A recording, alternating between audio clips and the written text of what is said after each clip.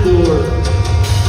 Ang tatanghaling Miss Pearl of the Orient Philippines 2026 Charity Ambassador ay magiging kinatawan ng Oriental Beauty Philippines Charities Incorporated para sa mga charity projects ng Miss Pearl of the Orient Philippines sa buong taon.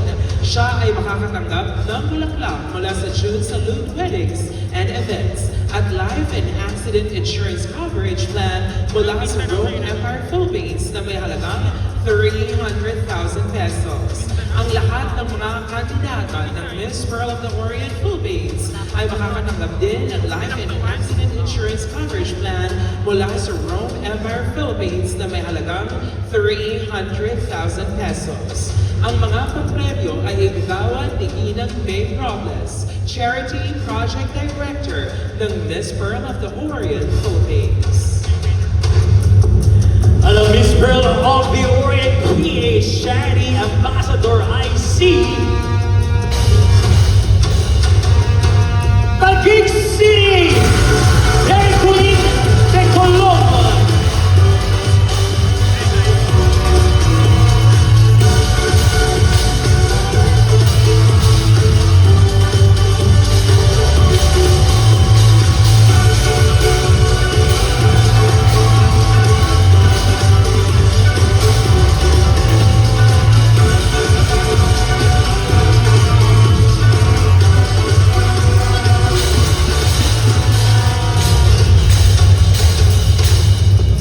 Sino sa tingin nyo ang mananalo ngayong gabi?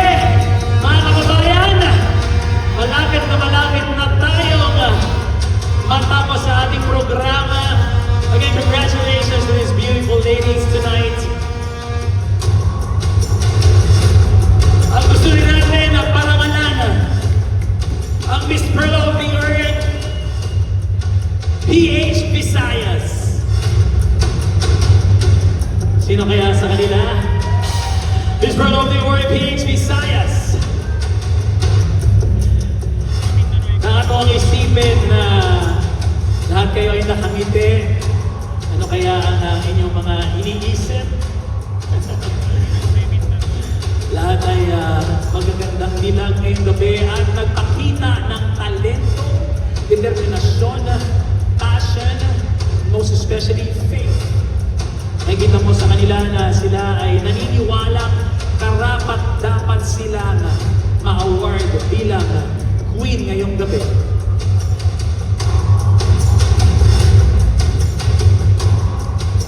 Sino kaya ang Miss Pearl of the Orient PH Visayas? Sino kaya? Isigaw po natin ang inyong bid for tonight for Visayas.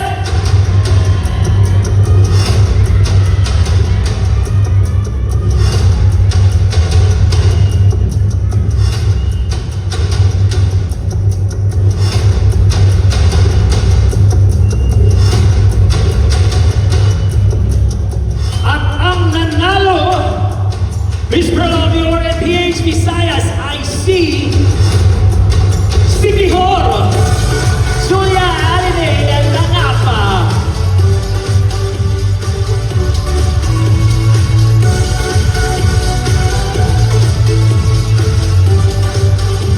Ang mga award ay si Mami Ventura, ang founder ng Missology.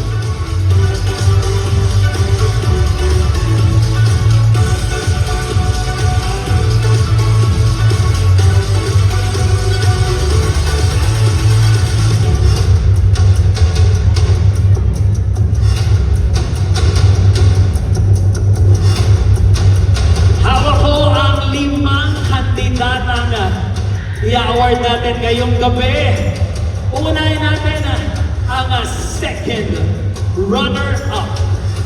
Ang tatanghaling Miss Pearl of the Orient Philippines 2026 second runner-up ay mag-uwi ng produkto mula sa Dr. Coco, Fujia Slim and Beauty. I see Querido Christine Nicolette Montero.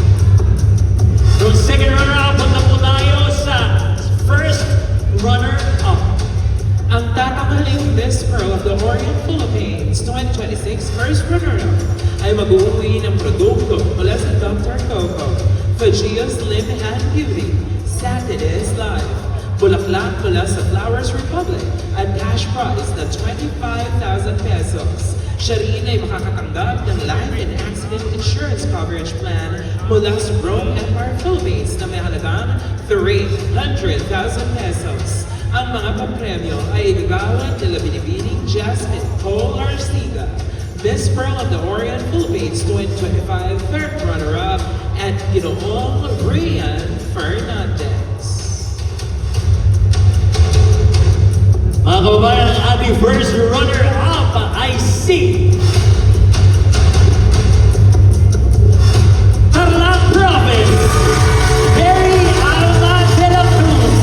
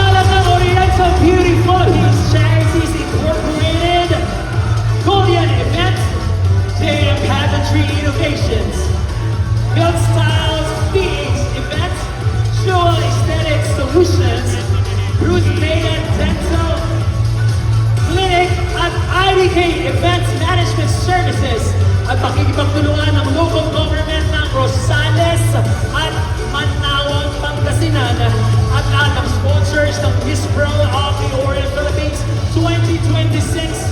Maraming salamat sa inyong suporta at pakikisa sa ating Grand Coronation Night. Ako po ang inyong lingkod, Nolo Lopez, na nagsasabing ang tunay na kagandahan ay nasusukat sa serbisyong ibinibigay sa kapwa. Magandang gabi, mabuhay ang Pilipinas, at magkita-kita po tayo muli sa ika-4 na edisyon ng Miss Pro